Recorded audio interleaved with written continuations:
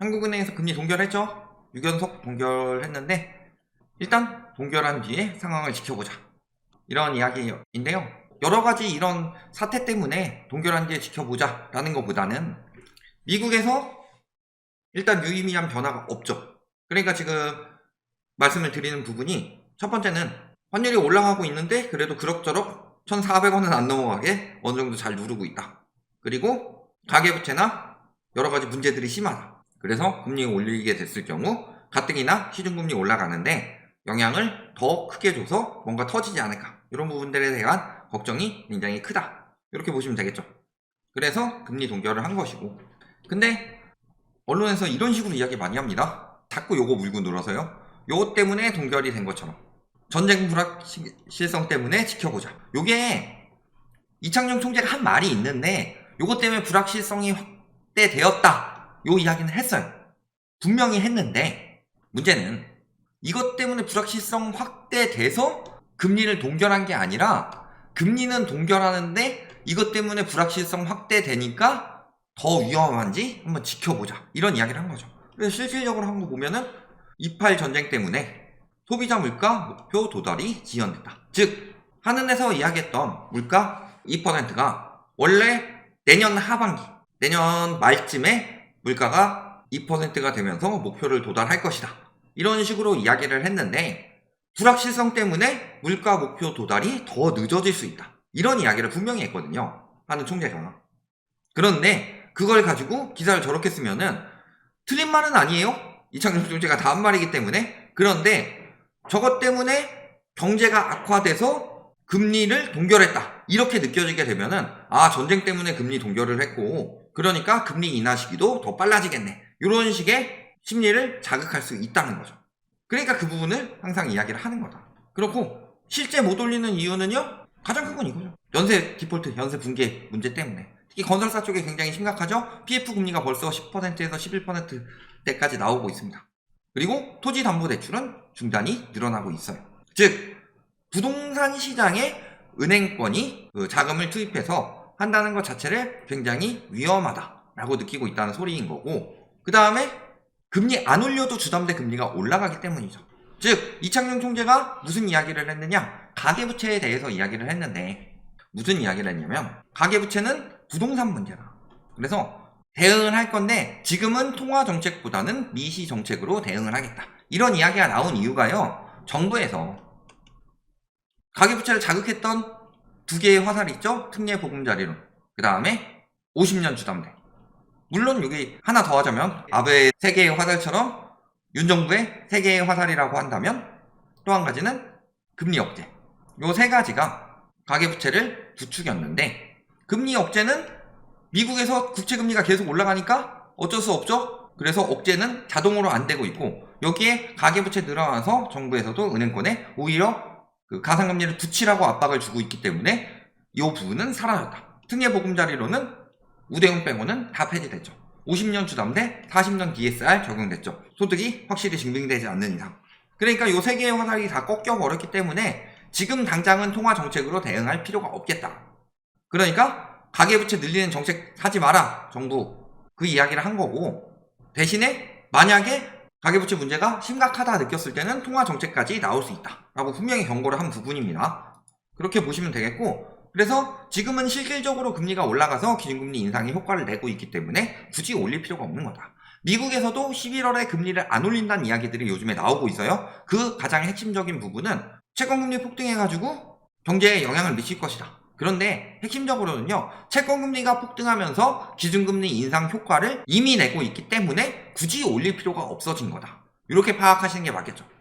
이런 상황인 거고, 그리고 이런 식으로 기준금리 동결을 하더라도 실질적으로는 원래라면 기준금리 동결하고서 고점이 가까워졌다, 기준금리가 고점에 가까워졌다 라고 하면은 금리가 막 이제 거기서 유지가 되겠죠. 그런데 이번 정부에서 금리를 누르면서 작년 10월부터 오히려 금리가 떨어졌기 때문에 이 부분이 원상복구가 되니까 기준금리를 동결하든 뭐라든 대출금리가 계속 올라가고 있는 상황이 오는 거고, 그 핵심에는 은행채 금리가 급격히 올라가고 있죠. 이는 작년 레고랜드 사태에 대한 그 파장, 그래서 수신금리 올라가고 그 다음에 은행채 이때 발행 못했으니까 이때 더 발행해서 은행채 발행, 이런 것들이 영향을 받는 거고, 여기에 이제 미국발 금리 발작 심각해지고 있죠. 그리고 가계대출 수요를 억제하기 위한 은행권의 대출금리 인상, 이것도 가상금리 인상 또는 우대금리 폐지, 이런 형식으로 진행이 되고 있는 거다. 그리고 해외 정세는 더 심각하죠. 어제 뜬 기사만 하더라도요, 환율 1360원 때까지 올라가는 것에 대해서 이야기가 나왔고, 뭐 잠깐 넘기도 했었죠. 그리고 지금 국채금리가 계속 올라가고 있어서 지금 5%에 근접했다, 10년물이. 그게 오늘 5% 돌파했죠.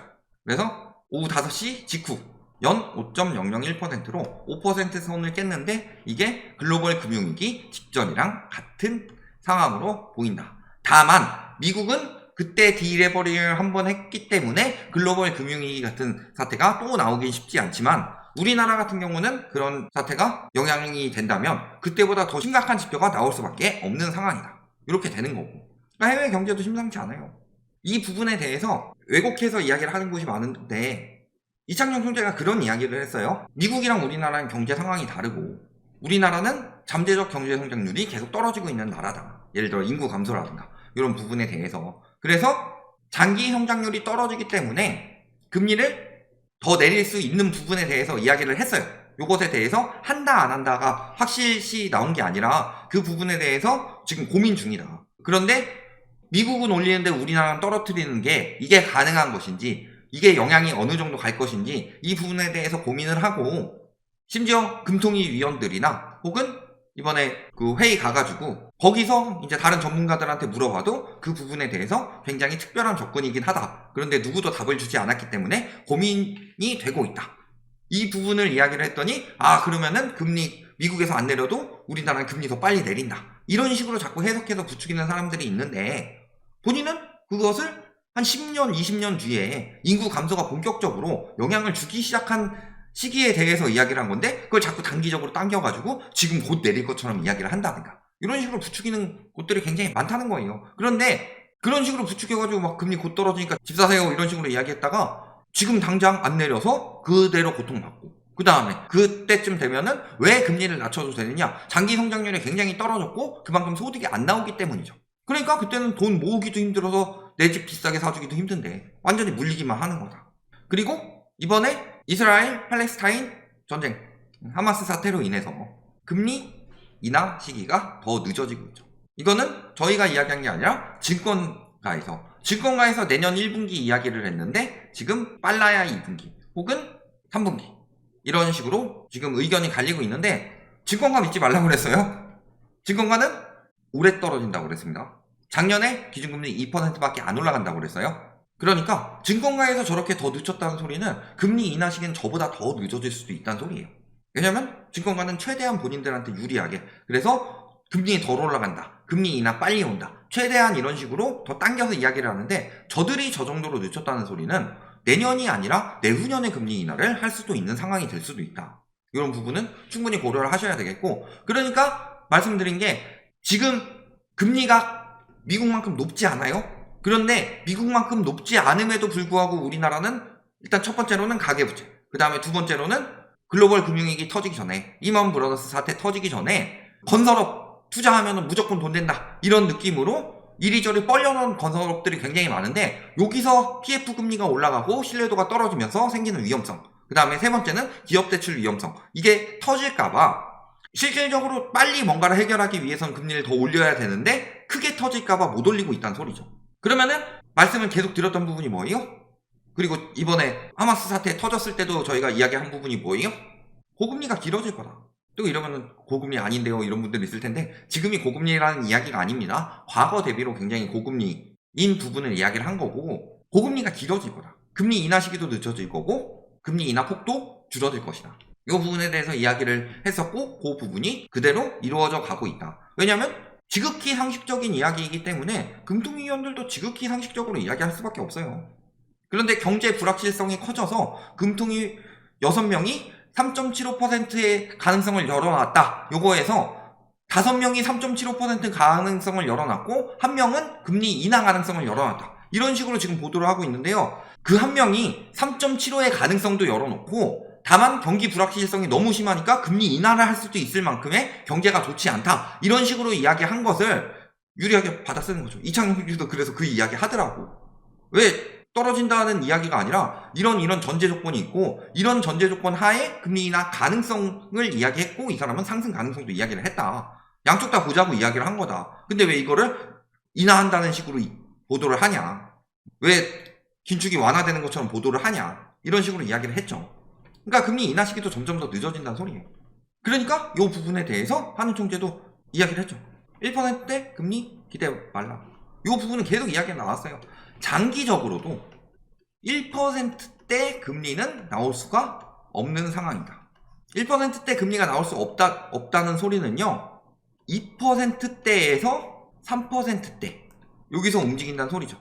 그런데 당장 2%대까지 그러면 내려간다는 소리야. 이것도 시기를 봐서 천천히 내린다는 소리고 요게 경제 문제가 터져가지고 내릴 수 있을 가능성 그 부분도 확실시 된 건 없어요. 그리고 과거처럼 1%대 금리는 나올 수가 없다. 그런데 지금 집값이 올라간 집값은 0%대 금리대에 잔뜩 쌓아놓은 거죠. 1%대 금리대랑 0%대 금리대 잔뜩 쌓아놓은 거예요. 우리나라 기준금리 보면은 어때요? 문재인 정부 때 막 폭등했다 어쩌고저쩌고 이야기하는데 초이노믹스 그 시기부터 코로나 터져가지고 집값 상승기에 금리가 2%대였던 적이 없습니다. 기준금리가. 그러니까 그때 쌓였던 거품은 생길 수가 없다는 소리죠. 여기에 지금 원금 때문에 DSR이 50%가 넘어가는 상황에서 금리에 따라서 60% 왔다 갔다 하지만 원금만 가지고 따지더라도 DSR이 대부분 50%가 넘어가는 상황에서 어떻게 과거처럼 다시 올라갈 수 있을 생각을 하느냐. 그러니까 가계부채는 부동산 문제고 요거를 해결을 해야 되겠다. 요 이야기를 하는 거고요. 또 직접 이거는 한번 한은 총재가 무슨 이야기를 했냐면요. 요건 한번 직접 들어보세요. 한은이 통화정책을 너무 루스하게 해서 통화정책으로 인해서 부동산 가격이 올라가게 하는 일은 없을 거다. 그거는 다 공감대를 갖고 있습니다. 통화정책으로 부동산 부양하는 일은 없다고 말합니다. 즉 부동산이 부양될 것 같은 통화정책이 나올 시기는 안 나온다는 소리고 요것만 보더라도 답은 다 나왔는데 아직도 희망회로 돌리고 정신승리 하는 사람들 그 사람들이야 늦으면 늦어질수록 본인들이 손해보는 거니까 어쩔 수 없겠지만 그들의 논리에 넘어가서 우리가 행동하다가 마음이 급해져서 내 집 마련 빨리 했다가 수십 년치 연봉을 날릴 필요는 없다. 부동산적인 측면에서 이렇게 이야기를 하는 거고 두 번째로 경제적인 측면에서 이야기를 하자면은 금리를 올려야 되는데 지금 이창용 총재도 계속 이야기하는 게 뭐냐면요. 경제 때문에 금리 못 올리는 것 같은 뉘앙스를 굉장히 많이 풍겼어요. 즉 금리를 올려야 되는데 경제가 워낙 안 좋아서 금리를 못 올리고 있다. 이 소리예요. 그러면 저런 통화정책을 쓰지 않는다는 것 자체가 유의미한 금리 인하는 없다는 소리인데 당분간 그 상황에서 경제 붕괴는 지금 계속 어느 정도 커지고 있죠. 지금 불황형 흑자만 나오고 있는 거고 이런 부분이 경제가 무너지고 있고 이 부분이 회복되는 데는 굉장히 오랜 시간이 걸릴 건데 앞으로 우리가 취해야 될 스탠스가 뭐냐, 경제 위기 때는 어떻게 행동을 해야 되느냐, 그리고 지금 이런 상황에서 미국과 금리 차가 계속 벌어졌는데 미국에서 금리 인하를 하는 시기에 양털 깎기를 했을 때 금리 차가 많이 벌어진 우리나라 같은 경우는 얼마나 많은 외화가 유출이 될 것이며 그때 대응할 만큼의 가용 외환 자금을 충분히 가지고 있을 것이냐, 이런 부분을 항상 걱정을 해야 된다. 여기까지 말씀드리겠습니다.